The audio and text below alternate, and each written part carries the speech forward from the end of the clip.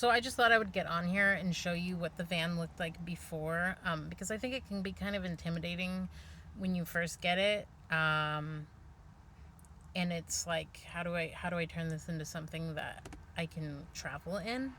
Because I thought I would get it and I'd feel super motivated and like, I don't know. I had high hopes, but it sat for like a good amount of time. Like I thought I'd do the walls right away. No, that's not what happened. But anyways, this is what it looked like before. It came with that like subflooring, um, and we ended up just like using that. I guess we probably should have replaced it, but we just put our vinyl flooring over it. This is after the vinyl flooring was done. It literally was some peel and stick stuff that we had, which I absolutely love. It's easy to wipe down if it gets like damaged, which it hasn't yet. You can literally peel it up easily and replace it. It's super cheap. I think you can even buy individual pieces, or you can just buy yourself a whole box if you have somewhere to store it. But that's what it looked like after the flooring, and then it sat for like another month without walls, and just it was sad. That was the cage when we first got it. No, this was another van we looked at that was identical, but we had the same cage. And ours was a paint van beforehand, so it already had all this paint. So I was like, I'm just gonna put some paint that I actually like on it. It scratches. It's not perfect, but it's blue now, and I think it matches it. And I like this cage as a divider because if things slide around, it's there to like, it's really bolted in. So if like, God forbid there's an accident, like that's just added protection. Um, and then if you have like a mechanic or something, working on it, or you're parked, whatever, you can lock that. So that's really cool. That's just added safety. Um, this is what it looks like now. We did the walls and we built like a platform bed. And then there's a rolling bed under there too. This is just like an IKEA shelf. So again, like a lot of this stuff was stuff I already had. And yeah, we really didn't spend that much on this like at all. Like the paint, I think was one of the most expensive things. The paint on the walls. And I make sure that when you do paint that you put it's called like mold kills or something anyways, so it prevents molds, because if you're traveling somewhere like the PNW, it will get moldy. I'll share that in another story because we did have to replace those walls at one point. This is bamboo fencing, believe it or not, and it's literally zip tied up there, but it gives it a little island vibe. This was the first build that we had, and I don't know how I thought that was gonna work. It was cute, like it was a cool place to hang out, but I don't think we even took it on a trip because everything would have slid. Um, Bamboo ceiling that stayed.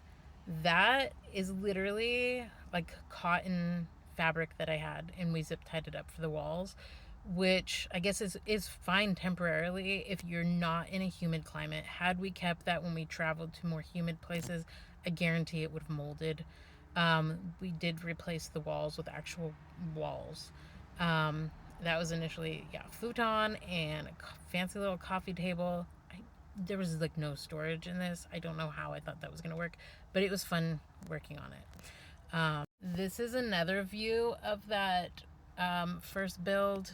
Yeah, literally zip tied sheets, or not sheets, it was fabric to the wall. It was cute fabric, it was really soft anyways. But yeah, that was just like, I was like, I need to get these walls covered up, and that was the solution.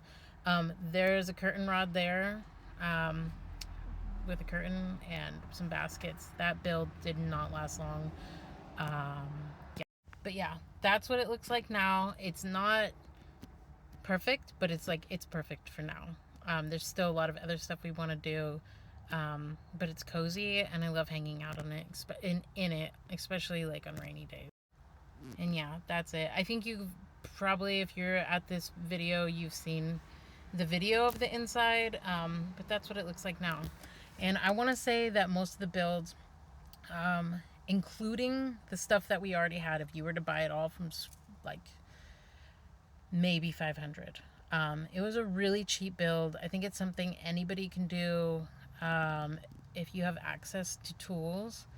And it didn't take that long. I think the bed was the longest thing because you just have to measure it perfectly, because it has to slide in there like perfectly so that it doesn't slide around. Um, and then, yeah, I think that was the hardest. The walls were a little difficult to cut perfectly, but yeah, it didn't take super long once we actually started. And then we just added as we went along.